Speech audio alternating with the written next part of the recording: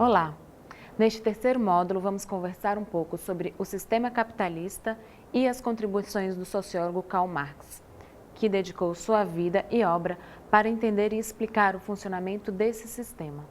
Bom, o capitalismo está baseado no princípio do proveito próprio, já que seus defensores acreditavam que a concorrência faria com que as empresas buscassem sempre produzir mais e a um menor custo para lucrarem mais. Adam Smith e demais liberais acreditavam que uma espécie de mão invisível terminaria regulando o mercado que, portanto, o Estado não seria necessário, devendo ser mínimo. Mas Marx via outro lado, o dos trabalhadores. Ele percebia que as pessoas, vendendo sua força de trabalho para as indústrias, trabalhavam como se fossem uma peça de uma máquina, alienadas de todo o processo de produção, além de entrarem em um processo de reificação, ou seja, de coisificação. Viviam apenas para trabalhar e mais nada. A transição do sistema feudalista para o capitalista ocorre, entre outros fatores, pela criação dos direitos civis, em especial o da propriedade privada. As terras deixam de ser comunais e passam a ser propriedade do rei. Assim, os servos deixam de ter o direito de usufruir da terra, possuindo apenas seu corpo e sua força de trabalho. É nesse cenário que surge o proletariado, que para sobreviver tem que vender a força de trabalho aos proprietários dos meios de produção, já que não podiam mais tirar seus alimentos da terra. Mas, com muita gente para pouco emprego, os proprietários dos meios de produção podiam pagar o que quisessem, pois dispunham do que Marx chamava de exército industrial de reserva. Esse exército era o excedente desempregado que aceitaria trabalhar por qualquer valor e que, indiretamente, obrigava quem estava empregado também a aceitar quaisquer condições. Marx também se deu conta de que os donos dos meios de produção ficavam com a mais-valia, ou seja, pagavam pelo equivalente a 1 ou 2 horas de trabalho, ficando com o valor gerado pelo sobretrabalho, que são as demais horas trabalhadas não recebidas. Desta forma, se por exemplo você produzisse 100 peças por dia, receberia apenas o equivalente a 20, ficando o valor gerado pelas outras 80 para o dono dos meios de produção. Hoje em dia, a lógica é a mesma, mas com a diferença que existe um salário mínimo e leis trabalhistas. E quando vemos uma situação de injustiça, temos vontade de fazer o quê? De encontrar uma solução, certo? Foi o que Marx procurou. Fazendo suas pesquisas, ele chegou à conclusão de que, se todos os trabalhadores tomassem consciência da importância que tinham e se unissem, era possível fazer uma revolução proletária, parando todas as fábricas e tornando os meios de produção de uso comum. Assim, não haveria exploração, pois todos teriam direito a usufruírem das terras e a trabalhar para gerar bens que todos pudessem ter. Para Marx, o capitalismo era um mal necessário para a acumulação e desenvolvimento das máquinas, mas era necessário que, posteriormente, os trabalhadores tomassem consciência da exploração para se unirem, tomando o poder para fazer essas mudanças.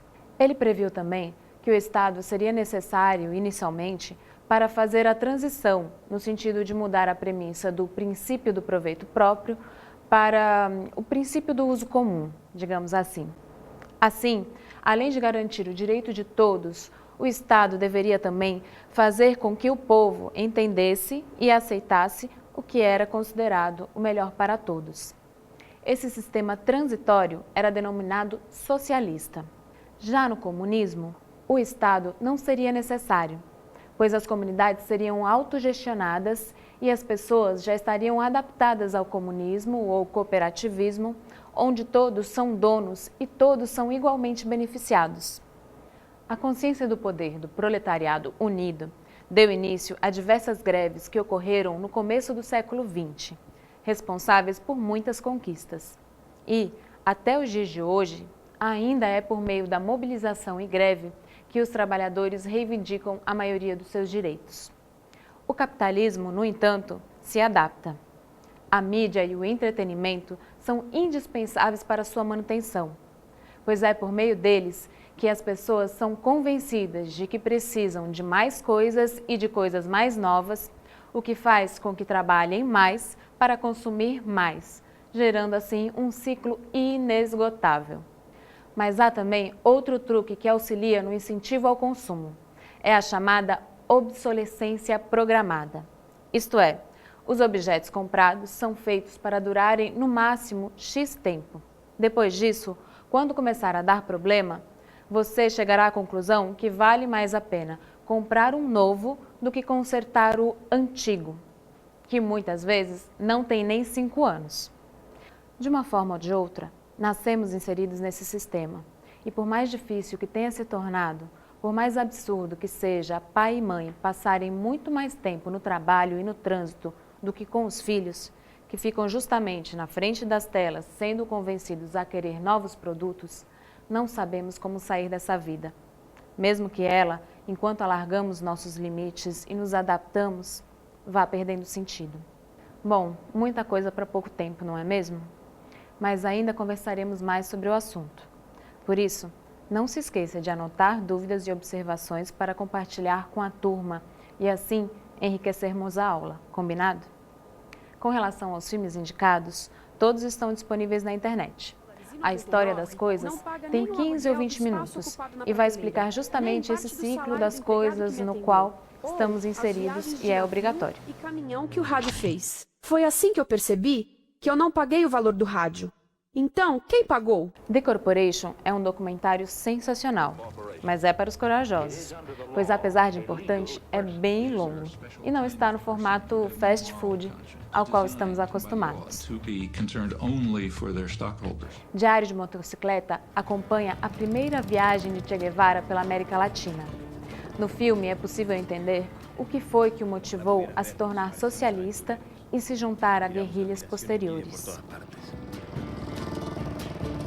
E, finalmente, Uma Mente Brilhante, um filme extraordinário que relata a vida do cientista John Nash, que ganhou o Prêmio Nobel de Economia com a tese em que defende que a cooperação é mais interessante que a competição. Vide os cartéis para as licitações. Claro que, neste caso, uma cooperação desvirtuada, que ainda tem por princípio o proveito próprio de alguns. Mas isso já é assunto para o outro módulo, onde falaremos um pouco sobre política. Por hoje é isso. Espero que a aula tenha colaborado para a compreensão desses conceitos. Mas não deixe de ler o conteúdo da disciplina e a leitura complementar. Fechado? Abraços e até breve.